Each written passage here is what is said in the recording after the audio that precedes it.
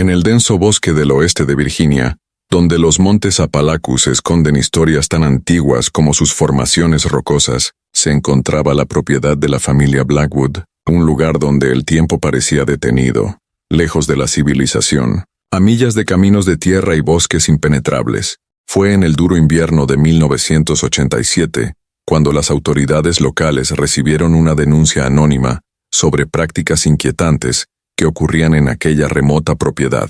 El sheriff Mark Thompson, un hombre de 48 años con cabello canoso y ojos cargados del peso de 2 décadas aplicando la ley en esa región, condujo su coche por el camino serpenteante, acompañado por la trabajadora social Christine Bieber. El cielo gris de 1907 enero hacía que el día fuera tan sombrío como la misión que teníamos por delante. He escuchado historias sobre los Blackwood durante años, dijo Thompson mientras el vehículo se sacudía en la carretera irregular, pero nadie ha sido capaz de probar nada. Christine, una mujer de 35 años con la determinación marcada en sus facciones, asintió en silencio. En su carpeta llevaba informes fragmentados sobre niños que jamás asistieron a la escuela, sobre una familia que rechazaba cualquier contacto con el mundo exterior, y sobre un patriarca cuya autoridad era absoluta. Cuando finalmente llegaron a la propiedad, los recibió una vieja pero bien mantenida casa de madera de 2 pisos, con humo saliendo de la chimenea, rodeada de varios graneros y una alta cerca que delimitaba el territorio. El silencio era inquietante. El hombre que abrió la puerta tenía unos 65 años, pero su cuerpo rígido y la postura erguida sugerían la fortaleza de alguien más joven. Sus penetrantes ojos azules examinaron a los visitantes con desconfianza. Ezekiel Blackwood, se presentó Thompson. Hemos recibido una denuncia sobre posibles irregularidades relacionadas con menores en esta propiedad. El rostro arrugado de Ezekiel permaneció impasible. Mi familia ha vivido aquí por generaciones. Nos ocupamos de los nuestros. No necesitamos interferencias externas. Mientras discutían en la puerta, Christine notó movimientos en las ventanas del segundo piso, ojos curiosos que observaban, rostros que rápidamente se escondían durante la inspección, lo cual perturbó incluso a los profesionales más experimentados. 6 niños de entre 4 y 17 años, todos con características físicas inquietantemente similares. Los mismos ojos azules, los mismos rasgos faciales, la misma forma de rostro. Aún más perturbadores eran los signos físicos que Christine, entrenada para identificar anomalías del desarrollo, advirtió de inmediato: dedos deformes, malformaciones en el arco dental, desproporciones faciales sutiles. Eran señales clásicas de una consanguinidad prolongada. ¿Quiénes son los padres de estos niños?, preguntó Christine, intentando mantener firme la voz. Todos son Blackwood, respondió Ezekiel con una calma perturbadora. Aquí todos somos Blackwood. Fue entonces cuando Margaret, una joven de unos 30 años, apareció en la sala. Sus ojos evitaban el contacto. Su cuerpo temblaba ligeramente. «Él es mi padre», susurró mirando a Ezekiel, «y el abuelo de mis hijos». El silencio que siguió solo fue roto por el crujido del suelo de madera. Mientras la verdadera naturaleza de la familia Blackwood comenzaba a revelarse, lo que Thompson y Christine descubrirían en las siguientes horas sería solo la punta del iceberg de una historia de control, aislamiento y una tradición familiar distorsionada que se había transmitido por generaciones. Ezekiel Blackwood no era solo el patriarca de la familia, era su creador, su legislador y su dios. Nacido en 1922, hijo de colonos que ya vivían aislados en las montañas, Ezekiel creció bajo la influencia de un padre autoritario y una madre sumisa que eran, como más tarde revelaría la investigación, primos hermanos. La propiedad de los Blackwood, adquirida a mediados del siglo XIX, se extendía por casi 200 acres de tierra montañosa, rica en recursos naturales, pero aislada del progreso y de las transformaciones sociales que moldeaban al resto de Estados Unidos. Allí Ezekiel construyó un microcosmos donde sus reglas eran absolutas. Tras la detención inicial y la confiscación de los niños para exámenes médicos, los investigadores comenzaron a desenterrar el pasado de la propiedad. Con órdenes de registro, la policía descubrió diarios, registros familiares y fotografías ocultas en el ático de la casa principal. Lo que encontraron trazó una línea de horror que se extendía por 3 generaciones. La pureza del linaje es la única garantía de la fuerza familiar, se leía en uno de los diarios de Ezekiel. La sangre Blackwood no debe ser diluida por forasteros. Cada generación debe fortalecer lo que vino antes. Los registros mostraban que Ezekiel Se había casado con su propia hermana, Mary, cuando ella tenía solo 16 años, en 1952. De ese matrimonio nacieron 5 hijos, 3 niñas y 2 varones. Mary murió durante el parto del sexto hijo, que tampoco sobrevivió. En 1965, Ezequiel comenzó a ejecutar su plan más perturbador. Margaret, su hija mayor, había sido preparada desde la adolescencia para asumir el papel de matriarca. A los 15 años, en 1972, dio a luz a su primer hijo, fruto de la relación con su propio padre. En los años siguientes nacerían 5 hijos más de esa relación forzada. Nos enseñó desde pequeños que el mundo exterior era corrupto y peligroso, contó James Blackwood, uno de los hijos de Ezequiel que logró escapar de la propiedad a los 17 años en 1975, y cuya denuncia anónima años más tarde finalmente llevó a las autoridades hasta allí. Fuimos adoctrinados para creer que solo, casándonos dentro de la familia, podíamos preservar lo que él llamaba el don Blackwood. Ese supuesto don no era más que una distorsión creada por Ezequiel para justificar su control absoluto sobre sus descendientes. Creía que su linaje tenía una conexión especial con la tierra y habilidades superiores que se diluirían si se mezclaban con sangre común. La economía de la propiedad era autosuficiente. Cultivaban alimentos, criaban animales y vendían madera y miel para obtener lo mínimo que no podían producir. Las escasas interacciones con el exterior siempre estaban mediadas por Ezequiel, quien mantenía a su familia en un aislamiento informativo total. Los niños no asistían a la escuela, recibían solo una educación básica y religiosa distorsionada, impartida por el propio Ezequiel. Usando una versión modificada de la Biblia, con pasajes alterados y añadidos propios, creó un sistema de creencias que justificaba sus prácticas y garantizaba la obediencia absoluta. Los investigadores descubrieron un sótano secreto bajo uno de los graneros, donde hallaron pruebas de castigos severos aplicados a quienes cuestionaban la autoridad patriarcal. Marcas en las paredes indicaban que personas habían estado encadenadas allí durante días, en condiciones inhumanas. En nombre de la pureza de la sangre, murmuró la doctora Rachel Katz al examinar el lugar. Creó un verdadero campo de concentración familiar. A medida que surgían más detalles, quedaba claro que Ezequiel Blackwood había diseñado un sistema que no solo permitía, sino que exigía la consanguinidad como forma de control. Al forzar relaciones entre hermanos y entre padre e hija, garantizaba que ningún lazo familiar fuese más fuerte que la lealtad hacia él, el supremo creador del linaje Blackwood. Los exámenes médicos realizados a los 6 niños rescatados de la propiedad revelaron el precio biológico del experimento generacional de Ezequiel. El Dr. Samuel Reed, genetista del Centro Médico de la Universidad Occidental de Virginia, lideró el equipo responsable de la evaluación. Lo que estamos viendo en estos niños es el resultado de múltiples generaciones de consanguinidad, explicó el Dr. Reed en su informe confidencial. Los problemas congénitos observados no eran solo el resultado de la relación entre Ezequiel y Margaret, sino de una acumulación de características recesivas que probablemente se remontaban a 5 o 6 generaciones de matrimonios entre parientes cercanos. Jessica, la mayor con 17 años, presentaba un déficit cognitivo moderado, polidactilia, dedos adicionales en las manos, y una rara condición cardíaca que requeriría cirugía. Michael, de 15, sufría graves malformaciones en la columna y un retraso físico para su edad. Los gemelos de 10 años compartían una rara condición genética que afectaba al hígado y al sistema inmunológico, haciéndolos extremadamente vulnerables a infecciones. Timothy, de 7 años, mostraba un cuadro aún más grave de deterioro cognitivo, además de problemas renales que requerirían seguimiento médico de por vida. La más pequeña, Abigail, de apenas 4 años, nacida cuando Margaret ya tenía 43, sorprendentemente mostraba menos problemas físicos visibles. Pero los médicos advirtieron que algunas complicaciones podrían manifestarse más adelante en su desarrollo. Además de las condiciones físicas, las evaluaciones psicológicas revelaron un trauma profundo en cada uno de los niños. La doctora Eleanor Mitchell, psicóloga especializada en trauma infantil, pasó semanas construyendo confianza con los jóvenes Blackwood. Fueron criados en un sistema de realidad completamente distorsionado, explicó. Para estos niños, lo que vivieron era la única normalidad que conocían. La disociación y los mecanismos de defensa que desarrollaron son algunos de los más complejos que he presenciado en mi carrera. Jessica, La mayor comenzó a abrirse durante la quinta sesión. Papá decía que éramos especiales, que nuestra familia tenía sangre real que no podía mezclarse. Cuando cumplí 13, dijo que era hora de que comenzara mi propia familia con Samuel, mi hermano menor. Dijo que era la voluntad de Dios.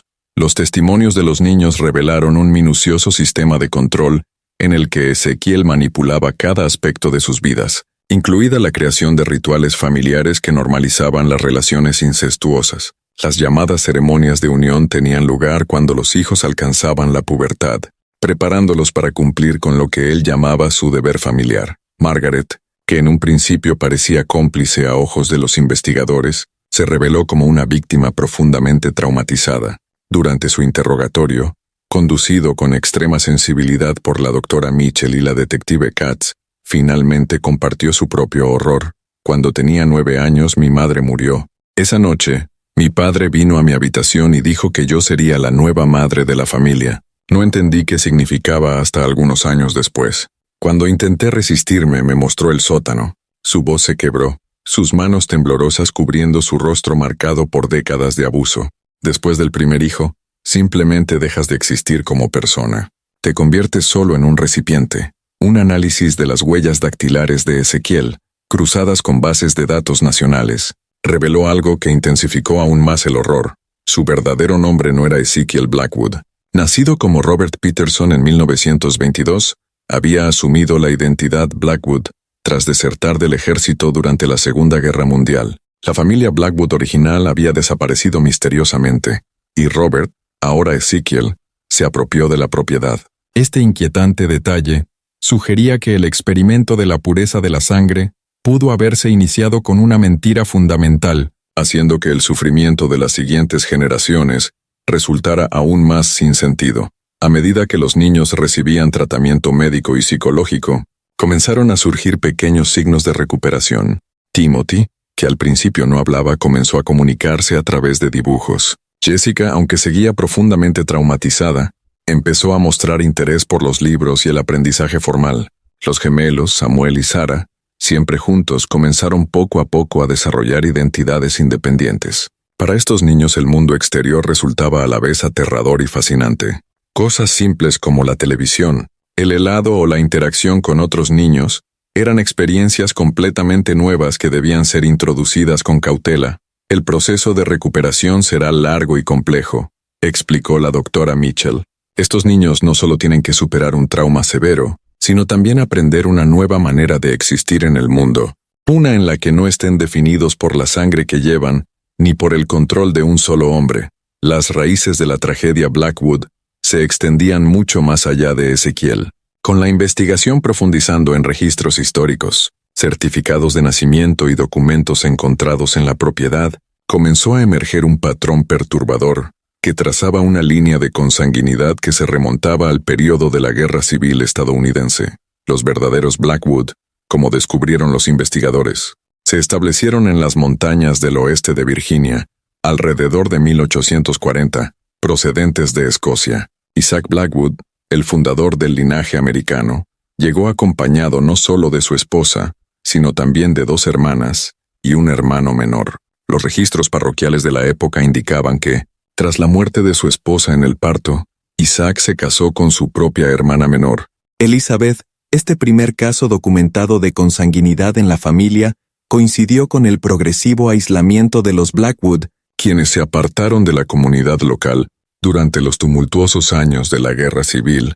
Las familias, aisladas en las montañas de Appalachus, practicaban ocasionalmente matrimonios entre primos durante los siglos XIX y principios del XX, principalmente por el aislamiento geográfico, explicó la doctora Martha Jenkins, historiadora especializada en comunidades rurales de Estados Unidos. Pero los Blackwood llevaron esta práctica a extremos inusuales, incluso para la época. Un diario hallado en el ático, fechado en 1897, y escrito por Jonathan Blackwood, nieto de Isaac, contenía la primera mención explícita a una filosofía de pureza sanguínea. La sangre de los Blackwood porta la fuerza de los antiguos. Cada unión con forasteros nos debilita. Debemos preservar lo que se nos ha dado, incluso si el mundo no lo comprende. Esta filosofía, inicialmente expresada como una vaga referencia a tradiciones ancestrales, sería más tarde distorsionada y amplificada por Robert Ezekiel, hasta convertirse en un cruel dogma que justificaba el abuso y el control. Los registros médicos encontrados en la propiedad, cuidadosamente guardados por generaciones, revelaban una inquietante conciencia de los problemas genéticos derivados de la consanguinidad. Notas detalladas sobre condiciones físicas, mortalidad infantil y fallos sanguíneos sugerían que los patriarcas Blackwood comprendían las consecuencias biológicas de sus prácticas, pero veían las anomalías como sacrificios necesarios para preservar supuestas características superiores. Lo que hace este caso particularmente perturbador es el nivel de premeditación, señaló el Dr. Reed. No hablamos de ignorancia sobre la genética. Algunas de las notas de Ezekiel muestran conocimientos rudimentarios pero funcionales sobre la herencia. Fue calculado, aceptando hijos defectuosos como el precio a pagar por su visión distorsionada de la pureza. La investigación descubrió que James Blackwood, el hijo fugitivo que finalmente denunció a la familia, no había sido el único en intentar escapar. Evidencias halladas en el sótano indicaban que al menos 3 personas más habían intentado huir a lo largo de los años. Sus destinos permanecían desconocidos, pero las manchas oscuras en el suelo de concreto sugerían fines violentos. En una pila de correspondencia almacenada, los investigadores encontraron cartas nunca enviadas, escritas por distintos miembros de la familia durante décadas. Eran súplicas silenciosas de ayuda que jamás llegaron a sus destinatarios. Una de ellas, escrita por Mary antes de su muerte y dirigida a un primo lejano en Richmond, revelaba la desesperación. Si recibes esta carta, por favor ven y mira a mis hijos. Lo que él planeaba para ellos era peor que la muerte. La autopsia de Margaret, quien se suicidó mientras esperaba juicio como supuesta cómplice, a pesar de las recomendaciones de los psicólogos de que debía ser tratada como víctima, reveló décadas de abusos físicos además de los abusos sexuales. Su cuerpo contaba la historia de huesos rotos que nunca fueron tratados, quemaduras, cicatrices y otros traumas. Aún más perturbador fue el descubrimiento de que había pasado por al menos 8 embarazos, no solo los 6 conocidos. El destino de los otros 2 hijos permanecía en misterio, que Ezekiel se negó a aclarar. Las pruebas de ADN confirmaron lo que los investigadores ya sospechaban. Los 6 niños rescatados eran, al mismo tiempo, hijos y nietos de Ezekiel, con Margaret como madre e hija del patriarca. Más alarmante aún, los análisis indicaron que la relación entre James y Jessica, los 2 hijos mayores de Margaret, había resultado en un embarazo. La joven se había sometido a un rudimentario aborto semanas antes de la intervención policial, lo que explicaba su estado de grave anemia. Estamos ante un nivel de degradación moral y genética que va más allá de la comprensión común, declaró el fiscal William Hargrove al presentar las acusaciones formales contra Ezekiel. Este hombre no solo abusó de sus propios hijos, sino que ideó un sistema para perpetuar este abuso a lo largo de generaciones.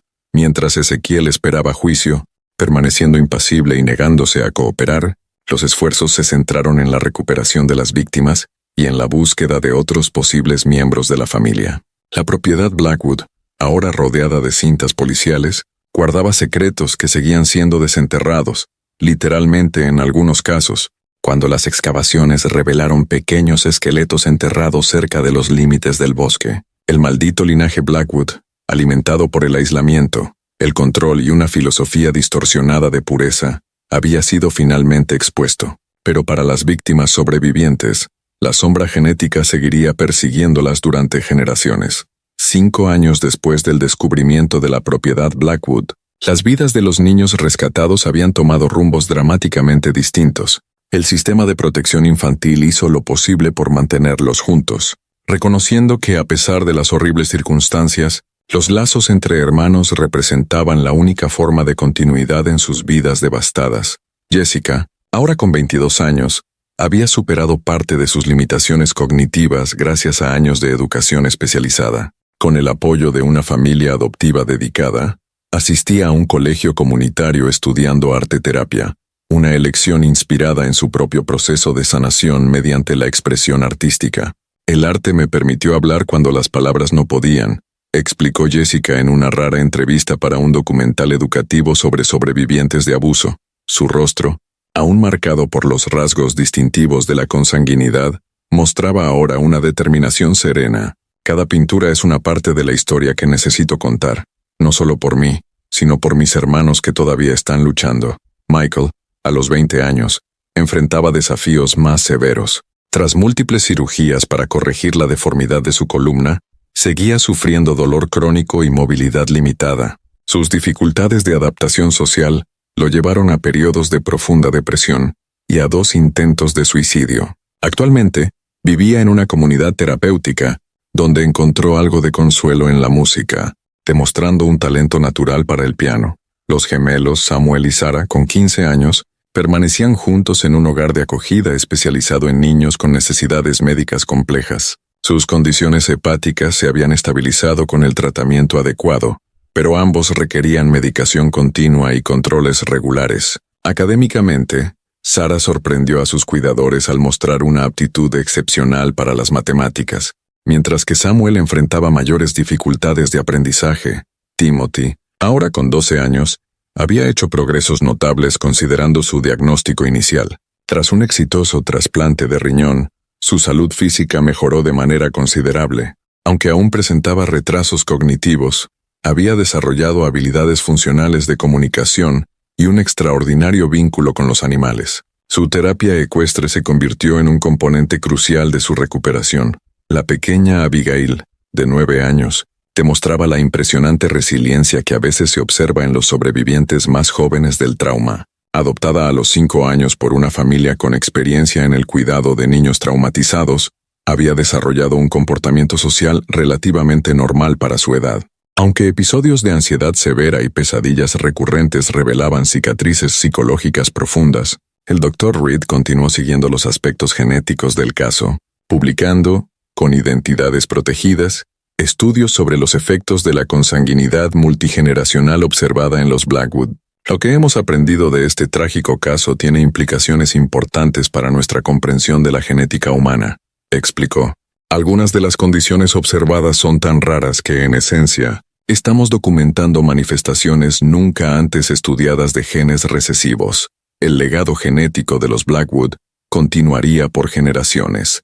Jessica, al decidir no tener hijos biológicos, expresó el peso de esta herencia. Llevo en cada célula de mi cuerpo el resultado de decisiones terribles que nunca fueron mías. Cerrar este linaje es mi elección, la primera que realmente me pertenece. Ezekiel Blackwood, condenado a múltiples cadenas perpetuas, permaneció irreductible hasta el final, negándose a mostrar arrepentimiento o a proporcionar información sobre otros posibles crímenes. En 1995, fue hallado muerto en su celda, en un aparente suicidio, que algunos interpretaron como su último rechazo a someterse a una autoridad externa. La propiedad Blackwood, tras años de disputas legales, fue finalmente demolida por iniciativa de sobrevivientes del abuso, junto con organizaciones de defensa de los derechos de los niños. En el lugar se estableció un pequeño memorial y centro educativo, dedicado a la prevención del maltrato infantil y al apoyo a sobrevivientes. James Blackwood, el hijo que escapó y finalmente denunció los horrores, emergió del programa de protección de testigos tras el juicio. Casado y padre adoptivo de 2 niños rescatados de situaciones abusivas, dedicó su vida a trabajar con jóvenes traumatizados. Romper el ciclo no significa solo escapar físicamente, reflexionó durante una conferencia sobre trauma familiar.